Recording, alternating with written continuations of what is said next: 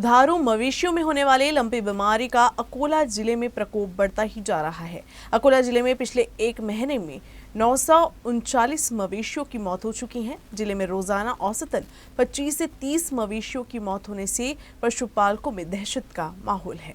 अकोला जिले में लंपी बीमारी का प्रकोप लगातार बढ़ता जा रहा है। पशुसंवर्धन विभाग द्वारा इस बीमारी पर नियंत्रण के लिए वैक्सीन के साथ ही अन्य आवश्यक दवाइयां मुहैया कराई जा रही है, लेकिन इस बीमारी के बढ़ते प्रकोप के सामने सब कम पड़ रहे हैं। अकोला जिले में इस बीमारी से 1541 गायों की मौत हो चुकी है। खासकर दुधारू मवेशियों को होने वाली इस बीमारी की चपेट में सबसे अधिक गाय और बैल आ रहे हैं।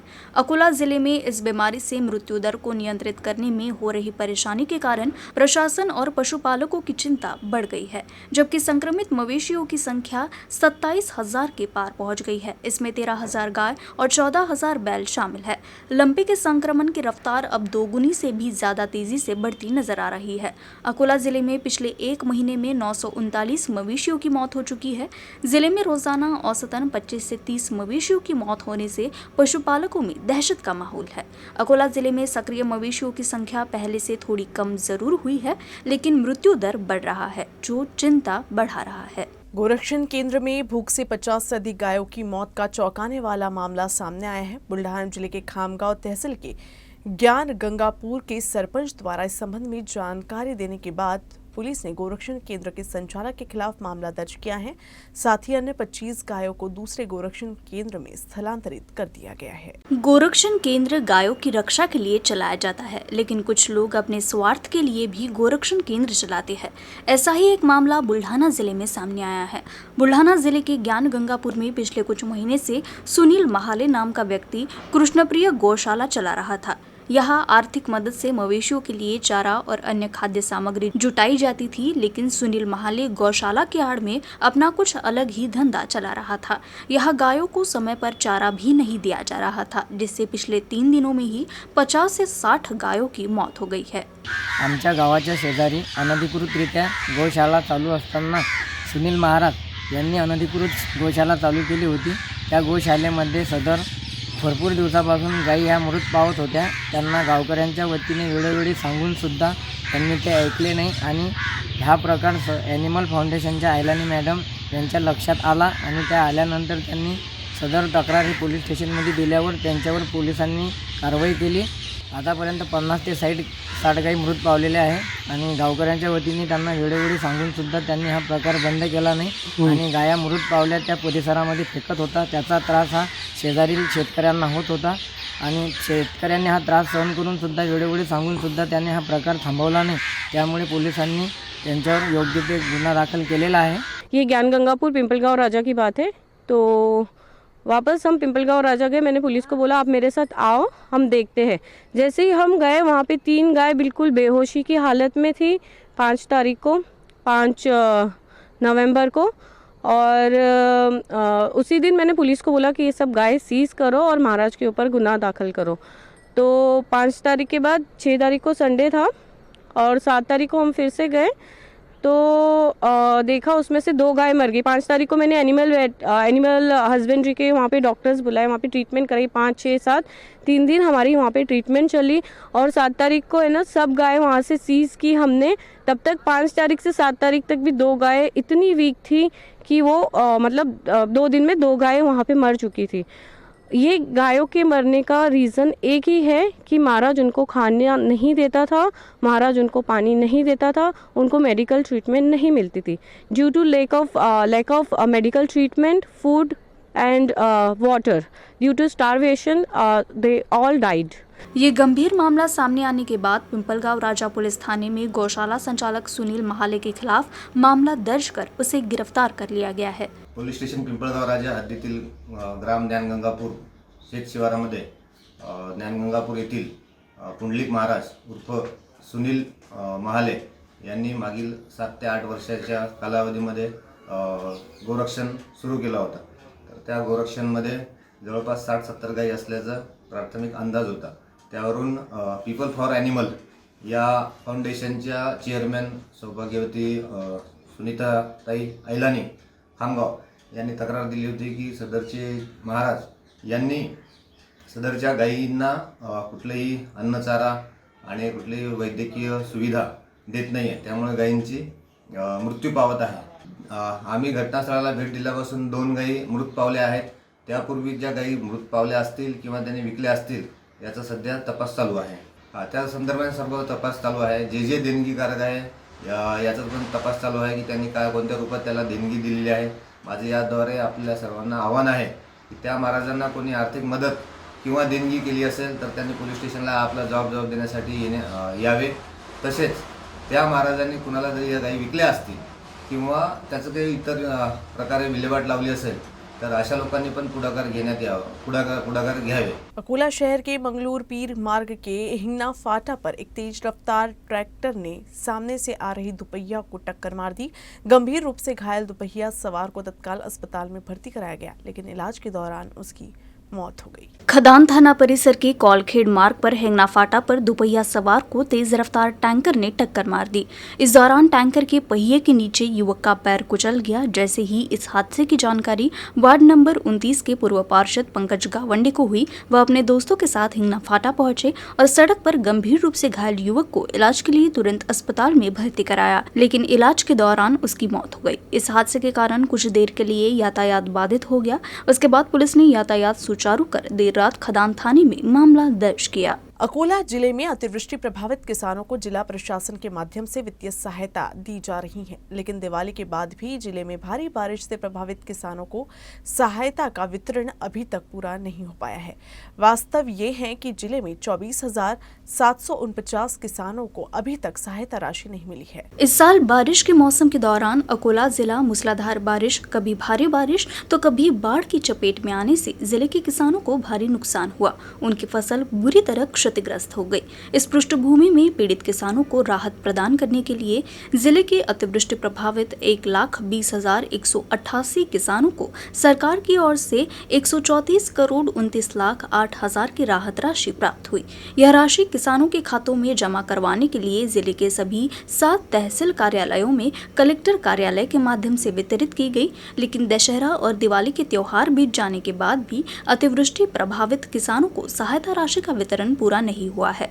जिले में भारी बारिश से प्रभावित कुल 1,20,000 किसानों में से 9 नवंबर तक 95,439 किसानों के खातों में 94,69,96,000 रुपए जमा हो चुके हैं, लेकिन शेष 24,749 किसान मदद के इंतजार में हैं. अकोला जिला परिषद जिले के 517 प्राथमिक शिक्षकों के अंतर जिला तबादले की प्रक्रिया शुरू होगी. प्राथमिक शिक्षा अधिकारी के माध्यम से तबादले योग्य शिक्षकों की सूची जारी की गई है.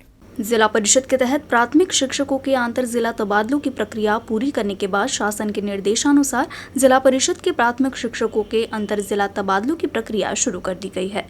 इसके लिए जिला परिषद प्राथमिक शिक्षा विभाग सभी 7 पंचायत समितियों के माध्यम से जिले के तबादले योग्य 316 प्राथमिक शिक्षकों एवं 201 तबादला अधिकार प्राप्त शिक्षक समेत 517 प्राथमिक शिक्षकों की सूची पोर्टल पर प्रकाशित की गई है.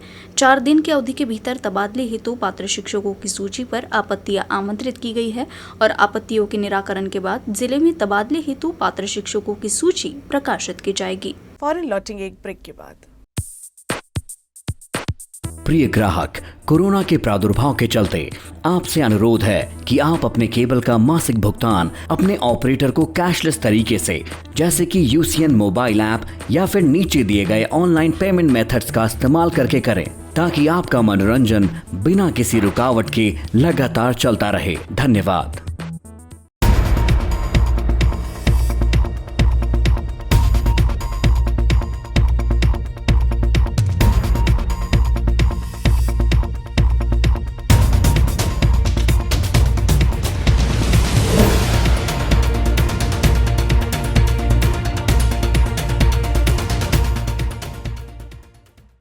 केंद्र सरकार के सामाजिक न्याय विभाग द्वारा अकोला जिला परिषद के समाज कल्याण विभाग द्वारा ग्रामीण क्षेत्रों में संचालित विकलांगों की सर्वेक्षण गतिविधि के लिए राष्ट्रीय पुरस्कार की घोषणा की गई है.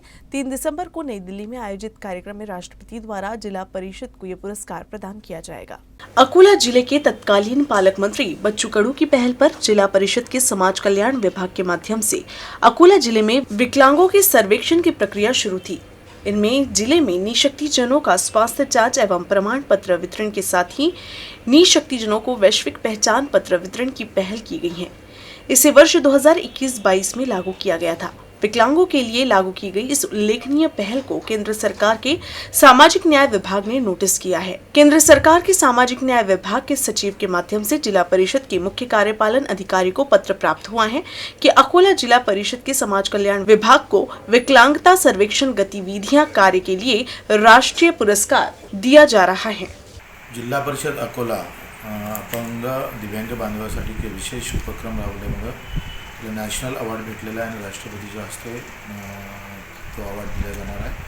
मला अत्यंत आनंद आहे। यामध्ये आम्ही जी संकल्पना मांडली घरोघरी जाऊन दिव्यांगांची सर्वे तर केलाच आणि त्याच्यावर मग बाकीच्या सगळ्या गोष्टी आपण करत गेलो आणि यामध्ये सगळ्यात महत्त्वाचं खरं पाहिलं तर तिथले CO असेल, कलेक्टर असेल, आमची जिल्हा नियोजन समितीचे सर्व सभासद असणार, कर्मचारी असेल आणि आमचे विजयजी कानेटकर त्यांच्या टीमनं हा सगळा सर्वे केला आणि अतिशय व्यवस्थित किमान आपण त्या सर्वेमध्ये 20 ते 25 प्रकारची वेगवेगळी माहिती मागितली आहे।